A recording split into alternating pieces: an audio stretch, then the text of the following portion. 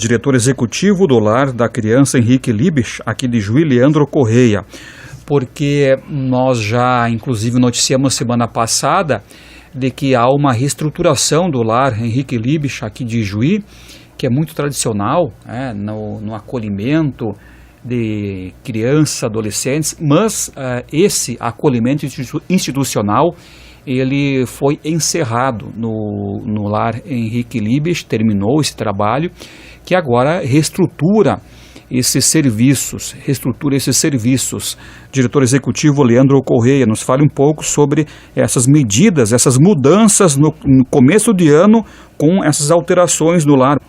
Como você mesmo citou, ela já veio a público oficialmente na sexta-feira e sábado, nas publicações na imprensa, mas essa decisão foi tomada já no ano passado pela própria Tabeia, que é a nossa instituição mantenedora, devido a algumas situações que vêm acontecendo no nosso país, né?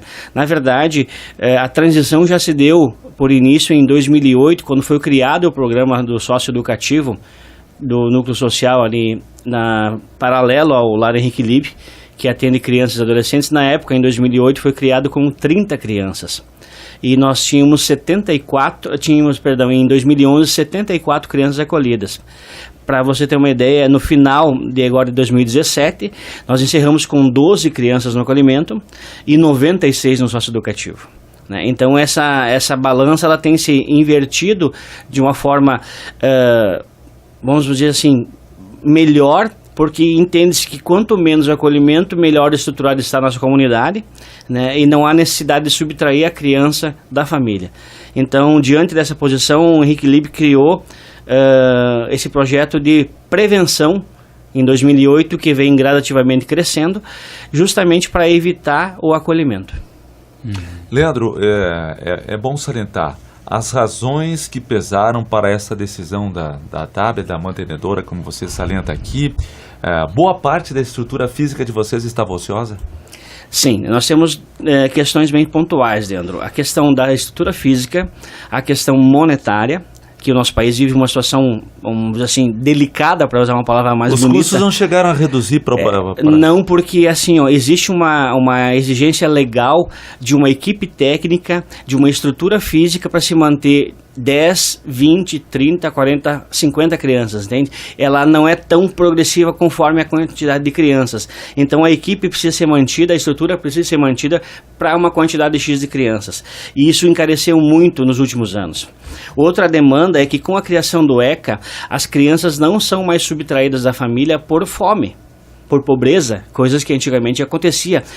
Hoje as políticas públicas, elas fazem com que a criança fique inserida na família e se tente melhorar a própria família, que é uma coisa interessante a ser feita. Então, reduzindo cada vez mais o acolhimento. Na nossa comarca de Juí, por exemplo, nós temos pelo menos 60 crianças acolhidas. Nós tínhamos 60 só no Henrique Liebich em 2011. Então houve uma redução também. Existem outros lares de acolhimento em Juí também que fazem um trabalho tanto quanto o Henrique Liebich, que também tem crianças acolhidas lá. Então, assim, o segmento, quando o Henrique Liebich criou o orfanato Henrique Liebich lá em Monte Alvão, em meados de 61, o objetivo dele era proteger as crianças que eram órfãos, que eram carentes, que eram, vou usar um termo forte, que deixadas pela família, largadas pela família, abandonadas. Hoje é uma outra realidade. Hoje se procura estruturar melhor a família. Então, diante dessa posição, nós estamos promovendo a prevenção. E claro, a proteção também não é consequência, mas hoje a ênfase mais é a prevenção do que a proteção. Isso essa questão de se procurar hoje estruturar melhor a família, Leandro, tem, como o senhor disse, um lado muito positivo, né? Com certeza. Porque o importante e a luta, a gente fala muitas vezes aqui com o juiz Giovelli, Eduardo Giovelli, que é da Infância e Juventude aqui de Juí, e ele diz que o grande objetivo sempre é deixar a criança com a família. Esse é o foco. Inclusive o próprio lar também é uma transição. Crianças que iam para o lar, depois ou qualquer outra instituição, depois o objetivo é voltar para a família. Exatamente. Né? Se a família tem condições de receber, a criança retorna à família. Porque tem todo o laço afetivo. Tem todo o vínculo afetivo, tem toda a questão. Filho sempre quer estar com pai e mãe. Às vezes, em alguns casos, em algumas situações, o abusador, o negligente, o fator catalisador que levou a criança para a instituição é o membro da família. Mas a criança não tem essa acepção, ela tem um vínculo, né? Ela não entende essas coisas. Então, assim, ó, a ideia, e ela é muito positiva, de se manter com a família é necessário. O filho é para ficar com pai e mãe. Isso é incontestável, né? Só que em alguns momentos precisa subtrair para que essa criança tenha o seu direito casos garantido. Extremos, né? Isso. Mas isso, claro, se por um lado você mantém mais com a família, por outro, o lar sentiu essa necessidade, a questão de se reestruturar porque houve menos acolhimento. Então o lar deixa de acolher permanente, mas aumenta o trabalho socioeducativo. Sim, o lar, a frase, a ênfase da nossa conversa sempre deve ser levada em consideração. O lar não está fechando, muito pelo contrário.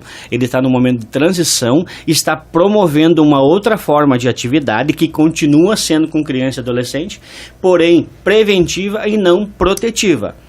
Mas estamos ampliando o trabalho com 96 crianças, temos na fila mais 50, se nós tivéssemos capital monetário e humano, nós teríamos como 50% de vagas a aumentar imediatamente. Tem quantas hoje? Hoje tem 96. E temos mais ou menos umas 40 a 50 na fila.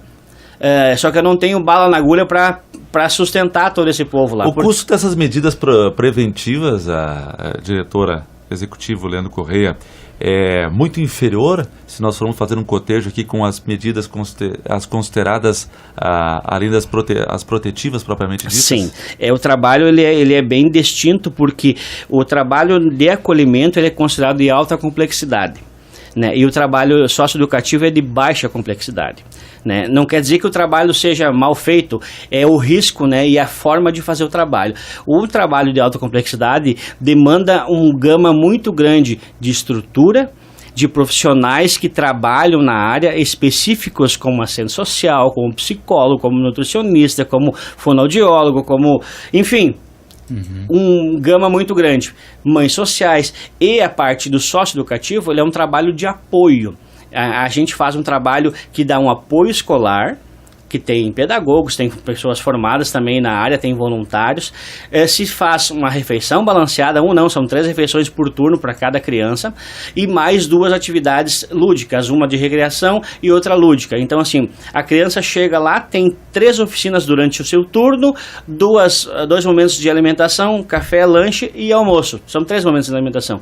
E os que chegam à tarde almoçam, tem o lanche e tem o lanche na saída às 17 horas. Então, a ideia é que a criança não fique ociosa na rua em situação de risco. Quando o Leandro pergunta do custo, sim, é bem diferente. O custo é bem diferente. Reduz bastante. Vocês hoje, diretor executivo Leandro, atendem quantas escolas nessas crianças aí? Assim, as escolas da nossa região... Porque são essas crianças que estão todas na escola. Exatamente, isso é muito importante falar, Jonas, que todas as crianças que estão no núcleo social, elas precisam estar matriculadas numa escola, estar com a frequência...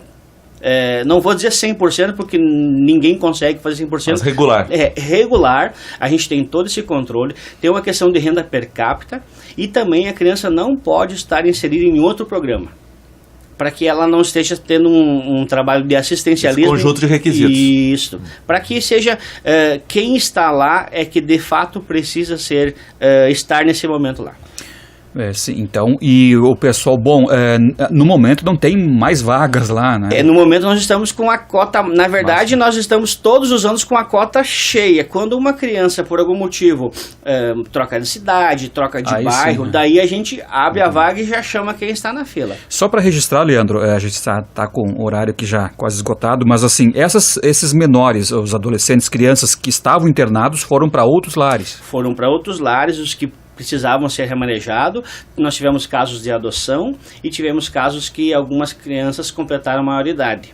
Né? E a gente fez esse trabalho, ele vem acontecendo desde julho do ano passado, quando nós tivemos a primeira contato com a decisão, foi homologado como está na carta aberta pela TABEA em agosto, né? E a partir daí foi feito todos os trâmites, tanto da pessoa, da criança, do indivíduo, né, a parte pessoal dela, como a sua parte social, para que ela pudesse ser direcionada e encaminhada a uma instituição ou para adoção, para que ela tivesse um cuidado específico. Nós tivemos, não foi um simples dar cartas, né? Com certeza. Foi feito um trabalho muito tranquilo e Continua a ser muito todo feito. apoio. Na verdade, esse trabalho do Núcleo Social, para finalizar, é uma forma também não somente de reequilibrar a criança, de resolver um problema que há muito tempo a gente observa, que é a orfandade, mas quem sabe, Leandro, também resolver esse impasse de orfandade que tem sua origem na própria família.